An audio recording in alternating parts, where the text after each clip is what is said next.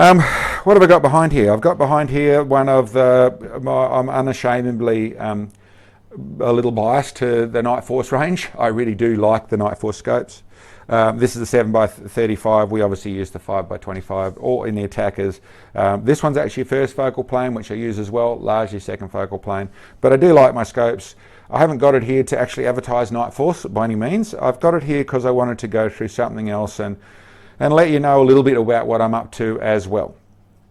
A while ago I mentioned on my wish list of things that we could get, of what the industry could produce. One of them was what I would term an MOA adder, but that is something that goes in the front of the scope, like the Charlie Chirac, with their system on the front there, which people call a prism. It's not a prism, it's a little periscope that goes in the front here that's adjustable. So it adjusts your point of aim, which can then add on MOA. So great system, and listen, full credit to those guys. I want to reiterate that. It's not a new system, it's been around for a long time. It was used in centuries ago, I think, but it was actually really used in tanks, in targeting systems, that sort of stuff, that adjustable periscope system. But to put it on front of a rifle scope in this era, they were John is the guy who came up with that. That's John from TACOM HQ. They come up with that, so full hats off to them. That said, the system, as much as I use it and I like it, and it's the best option for ultra long range stuff to really add on. For the closest stuff, you see I have this on an adjustable base, which is the Air Attack, which locks up solidly, and really the only one of those that I use. There is the new system that can go further, which I've showed. There's a couple of different systems there. So some good ones there, but to be truthful, if I possibly could, I would not have an adjustable base. I would have it locked, and then the adjustment on the front I think is a great idea. But I really wanted something that had a couple of things. One, really a lot lighter weight, so I can attach to the scope. I really don't want to have to modify the rifle. I want to attach to the scope. I want it lightweight. And my thoughts were to have it, stackable as a thought I had, where you could put on 100 MOA and then put on another 100 MOA and put another 100 MOA. And what I was up to there with that thought was that once you go to a lot of angle, you'll see, for people who realise how they work, on the Charlie Chirac, once you go to too much angle here, you start to look through your barrel. So the way they got around that problem, the way John got around that problem, was build a new system, another heavy and quite expensive component that goes in the front that takes the view to the side. So you look down the side of the scope.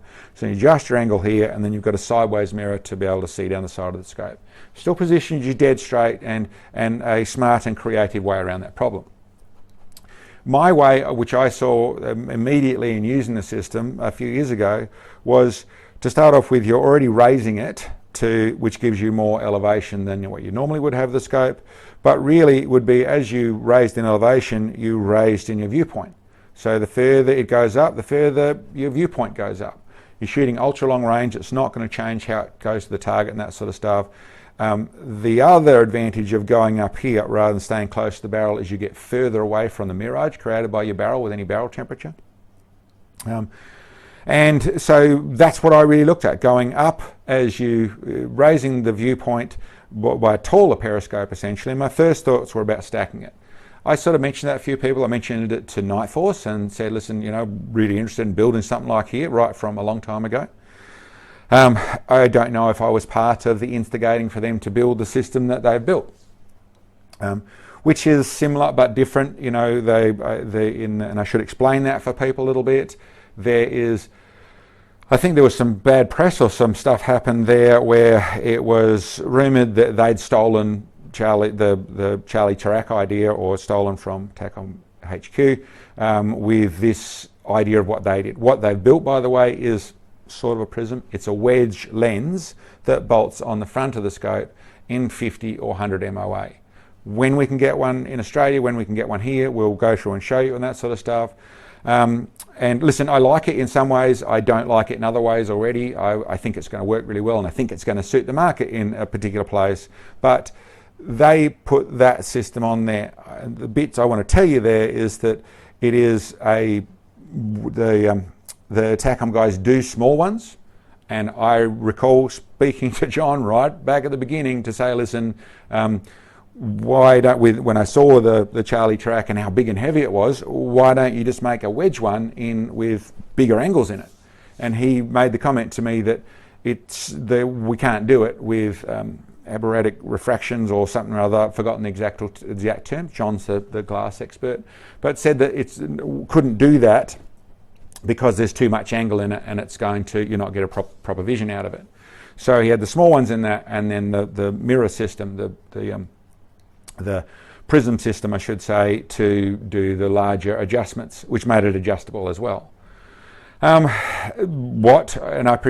it was an expense thing, I don't know, I have to see how their system worked, and maybe it's different glass or there's something going on, but Nightforce has gone to that level of making that big one, the one that I was told that wouldn't work. So I'm very interested to test it and that sort of stuff, but it's definitely a step past and in a different angle. The bits I don't like in that system is that it doesn't raise the height at all. So you are once again getting close to your barrel, so there's no advantage in that sort of score. And from what I see there, it's made to bolt in front of the scope as well. So as for stacking them on there, listen, you're going to be looking through your barrel very quickly. So like I said, it's still going to have a place, and I'll go through that in more detail. But that was, I asked at the beginning, I got told about a year ago, 6 months ago, that they were coming up with something, so I was really waiting with bated breath to see what this was, hoping it was what I was sort of suggesting or asking for, and it wasn't. So like I said, it's going to suit in places, but I then decided to stop wishing, stop hoping, and actually start designing something myself. Now, whether this is something that goes to market or not, listen, not trying to do that. That's not my focus. I'm just going through a process of can I do this? I'll put some more of my hard-earned into something now to see if I can build something to see if it works. So I went through a process of exactly what I'm talking about, working out something that's stacked on. I was looking at raising the viewpoint an inch with every 100 MOA. So if you had 4 on the front here, then you would be able to you'd have 4 inches of height. So you look over your barrel, you get above mirage, barrel mirage, all that sort of stuff would work really nicely. The more I looked at that, I was going to use a prism, so a proper prism, a double angle prism, so a solid piece of glass. And I went through very expensive, didn't spend money, getting quotes that were very expensive on getting custom bits of glass made, the right glass and all that sort of stuff, and doing the research. And what I came back to was 2 things. One was expensive to produce. I could use a prism because they're not going to be adjustable, they're going to be set angles. But I couldn't, the weight, the expense of the glass and getting it ground and then just the R&D process is going to be expensive. But the other expense was going to be in the weight of the unit. By the time you protected it and put it in something or other, and even put 1 on, okay, it's still going to be a lot lighter than the likes of the Charlie, but by the time you put 4 on and they're stacked up here, you've got a lot of weight running in front of your scope, so it's a negative. So then I stopped and thought about that and thought, well, wait a minute, why am I stacking them on? Why don't I make one that's 100 and one that's 200 and one that's 300 and one that's 400 and for everywhere people want to go? Or obviously not necessarily going to market, but I always think in that fashion. So why don't I make individual ones? That means that you just swap them over. Make a bracket that goes in the front of a light system that bolts to the actual front of the scope, and then slot on different size ones that can then be varying heights, but lightweight. Yeah, that makes sense. Then I came to a prism in that format is going to be even heavier. So why am I using a prism? Looking through air is very clear as glass can be. So why not go to mirrors? They're not going to be adjustable, but go to good mirrors. So that's where I'm at. A lightweight system, a simple little periscope thing that attaches to the front. Very light, just thin stainless steel. I've dropped all the CNC process and that sort of stuff. I've fallen back on my other side of designing, which is laser cut, stainless steel, bent into the right shape, welded together, and mirrors stuck to that using a high grade silicon product to bond the mirrors where they'll be rigid, and then 2 high grade mirrors, they're very expensive, why they're these sort of mirrors, to change the angle and to move it up in a periscope to move that image forward. And then have a 100 and a 200 and a 300. I'll probably start with a 200 or a 0, because there's another bit of the concept when I stopped and realised what I'm up to here. So lightweight, attach the scope easily. I've got my developments of a little leg system that makes sure that it stays level to the barrel and the scope and everything. So there's very little pressure on the scope. 2 little mirrors, lightweight, nice and easy to use. I've worked out, set up a test bed to be able to tune them with lasers and all that sort of stuff, so they'll be done properly on that score. But the other feature I banged into in that thought was, I can go up as tall as I want here. It's lightweight and I can go as tall as I want. Probably my first one is going to be around 4 inches high, so it changes the thing by 4 inches high.